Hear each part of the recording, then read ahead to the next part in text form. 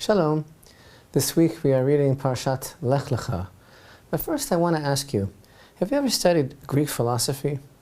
If you have, then you might be familiar with Diogenes of Sinope. He was a Greek philosopher and one of the founders of Cynic philosophy. He was also known as Diogenes the Cynic. Now, Diogenes was a controversial figure. Not much is known about his life. His father was a banker, and there's a disputed story that in his youth, Diogenes became involved in a conspiracy to counterfeit the currency of Greece. According to one story, Diogenes went to the oracle at Delphi to ask for its advice as to whether to continue this fraud, and he was seemingly encouraged to do so. He was told to deface the currency, but Diogenes did not comprehend that the oracle was really advising him to alter the customs of Greece, since the words used were ambiguous and could refer to both coinage and customs. This Delphic utterance was later adopted as the slogan of the Cynics: change the currency, challenge established values, or if you would, reevaluate values. Indeed, one definition of coinage is the invention of a new word or phrase, and a definition of currency includes facts or qualities being generally accepted or in use. Well, it's all Greek to me. I don't care much for Diogenes or for Cynics, but this week, in Parashat Lech Lecha, we meet Avraham, soon in this very Parashat to become Avraham. He was actually mentioned, if you recall, in the end of last week's Torah portion of Noach. His genealogy was cited, and there was a cryptic reference to his departure from Ur Kasdim, Ur of the Chaldees. Now, it's pretty clear why Avraham was introduced in last week's Torah portion, and it's even clearer when we understand where he was coming from and what he had been through. He seems to just burst upon the scene, to appear out of nowhere after 20 generations of a humanity that, despite the best efforts of righteous individuals, a humanity that became more and more disconnected, disenfranchised from God and the knowledge of God and the purpose of life. 10 generations from Adam to Noah, and another 10 generations from Noah to Avraham. Altogether, 2,000 years, known as the era of desolation. Years that even after the restart of the flood, these years witnessed mankind's regression into a kind of collective retrograde, spiraling down into a hopeless abyss of idolatry, general term, that also refers to a sort of societal sanctioned brutalization of man that resulted in global chaos.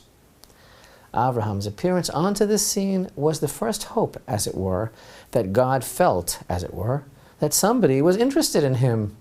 The parable that our sages tell is that this Avraham went out into the world and perceived a universe that was so beautifully ordered, that made so much sense, and even though he was told by everyone, by all the adults, by convention, by society, no, there is no order, everything is chaotic, there is no God, he was so consumed by a thirst to know who is the master of the house, that finally God himself, as it were, burst upon him and said, I am the master of the house. Because finally somebody, after all these years, was looking for God. So the young and inquisitive Avraham was so totally consumed with knowing the truth of creation and understanding who was the master of the house, that God made himself known and said, it is I. So Avraham, in his spiritual quest, validated creation anew, since the whole purpose of creation was for man to have a relationship with God and to choose between right and wrong and to do God's will. And Avraham's emergence from those generations is the guarantee that God was seeking, that there would be a continuation of the knowledge and the spiritual legacy of the one God. But from this point it would be a different dynamic. The legacy would be passed through Avraham and his children, and it would be their responsibility. They would have the burden of disseminating the knowledge to the whole world. And this is the purpose of Avraham's being selected by God, as we read in the beginning of this week's Torah portion. I will make of you a great nation, I will bless you and make your name great, and you shall be a blessing. I will bless those who bless you, and him who curses you I will curse, and all the families of the earth shall bless themselves by you. This is not just about being popular, as you know. This is not just privilege. This is about the responsibility. But Avram wasn't just consumed by a desire, a thirst to know God. He was a trailblazer. He was a person who bucked convention. This got him into no small trouble, because convention at that time was set by none other than the wicked, evil Nimrod, an idolatrous king who made himself into a god. When we read about Avram departing from Ur Kasdim at the end of the previous Parsha, we are taught that this is an illusion, a reference to the fiery furnace from which Avram was delivered, because when Avram refused to bow before Nimrod and refused to recant on his belief in the one God, his own father had given him over to Nimrod, and the latter had thrown him into the furnace. But Avraham emerged unscathed from this experience. He was unconventional, all right, and he blazed a trail, and this Parsha is named for its opening words, Lech Lecha, go for yourself or get yourself out, as God instructs him to give up everything he has ever known, to leave his birthplace behind and travel to the land that he will show him. Our sages teach us that Avraham was given 10 tests of faith.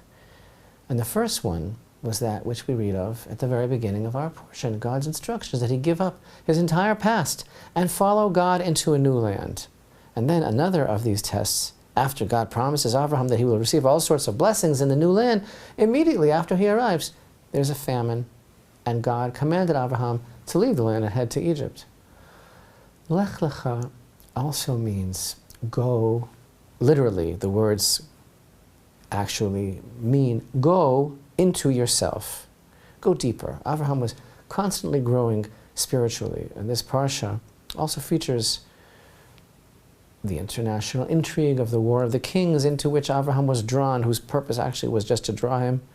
The capture and rescue of Lot, the prophetic covenant between the portions, Hagar and Ishmael, the name changes, and the commandment of the circumcision, as well as God's promise to Sarah of a son named Isaac. All of these adventures, indeed, the entire career of Avraham, who was the leader of all true spiritual seekers, beloved of God, as we soon will see.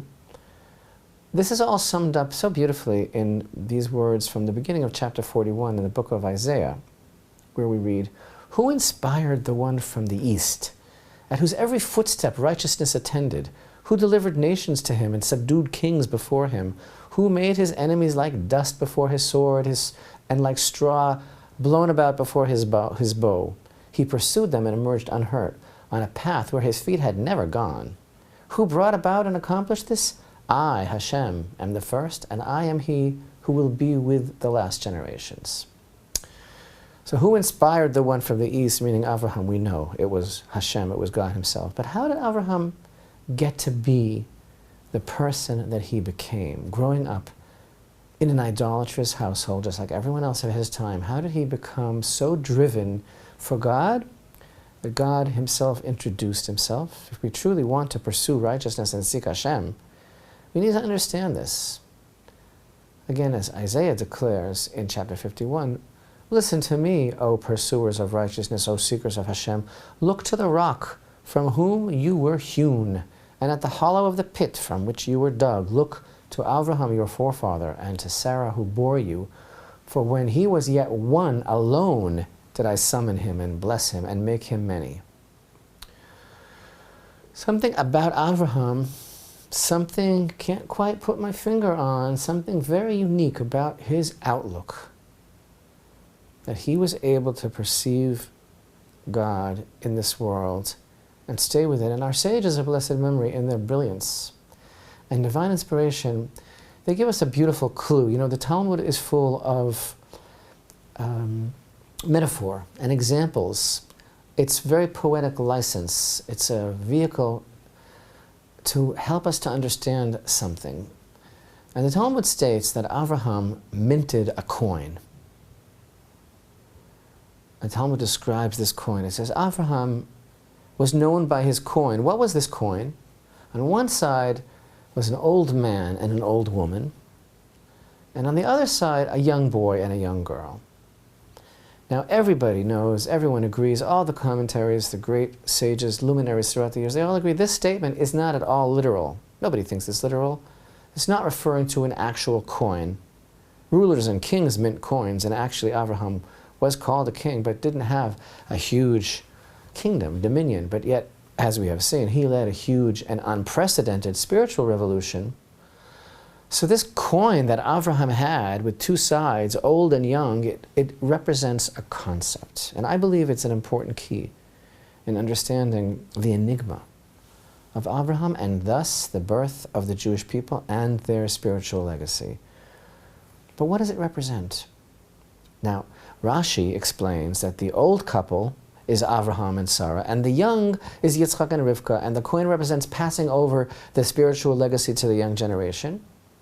And conversely, like two sides of a coin, the great MarCheshvan contends that both sides represent Avraham and Sarah because they merited to give birth to Yitzchak in old age, whereas another opinion maintains as well that both sides of the coin depict Avraham and Sarah because he succeeded in combining the positive attributes of old age with the goodness of youth. You see, young people are full of enthusiasm and energy and the desire to see change and even to lead upheavals. On the other hand, the elderly tend to be more stable and calculated, and Avraham and Sarah excelled at this as well. They had the ability to combine idealism of the young with the staying power and wisdom of the older. And you know what? All those approaches to understand this beautiful metaphor that our sages convey, that Avraham minted a coin with two sides, all those are very, very nice, but I have a different idea as to what our sages are conveying through the brilliant metaphor of Avraham's coin. Remember our friend Diogenes. The depth of this teaching informs us that Avraham, who lived about 1500 years before the Greek philosopher, was all about changing the currency. The coin that Avraham minted is the new coinage, the new currency, the new values that he represented and brought into the world. Why did this coin depict old age on one side and youth on the other? Avraham wasn't just changing the currency. This was his currency, the freshness of youth and the enthusiasm and fire of finding God in a world gone mad. Avraham held the secret to eternal youth. His approach to God was forever young. Why is it that throughout all the years of the era of desolation, after Adam himself was the personal handiwork of God and Noah saved the world, why was it that that legacy of a personal and vibrant relationship with God was not successfully transmitted to the generations? Where did it go? What happened? Because it became old. Because it grew stale. Because the secret of living with Avraham's excitement of discovery and realization is the secret of knowing and seeing who God is in this world. Avraham didn't just mint that coin with two sides that bespeaks the dichotomy of wisdom that never grows old. He was that coin. That was his currency, the reason he was thrown into the furnace. His life mission in getting out and following God. Indeed, this pithy allegory of Avraham's two-sided coin conveys the secret and success of his mission, staying forever young, wide-eyed, and constantly recognizing and discovering God anew. That's the mission of the Jewish people in this world. And indeed, that's not the legal tender of this world. It never was. The legal tender of this world is abasement and denial, forgery, counterfeit, everything growing old. Avraham's children's legacy is about changing the values, changing the currency of this world. God calls Avraham the one who loved him, and his offspring, all of Israel, who are called by Isaiah God's servants, continue the mission. As the prophet Isaiah declares, "But you, O Israel, my servant Jacob, you whom I have chosen, offspring of Abraham who loved me, you whom I shall grasp from the ends of the earth and shall summon from among all its noblemen, and to whom I shall say, you are my servant. I have chosen you and not rejected you. So, fear not, for I am with you. Be not dismayed, for I am your God. I have strengthened you, even helped you, and even sustained you with my righteous right hand. Behold, all who become angry with you will be shamed and humiliated. Those who fight with you shall be like nothingness and shall perish. The men who struggle with you, you shall seek them but not find them. The men who fight you, they shall be like nothingness and naught. For I am Hashem your God, who grasps your right hand, who says to you, fear not, for I help you.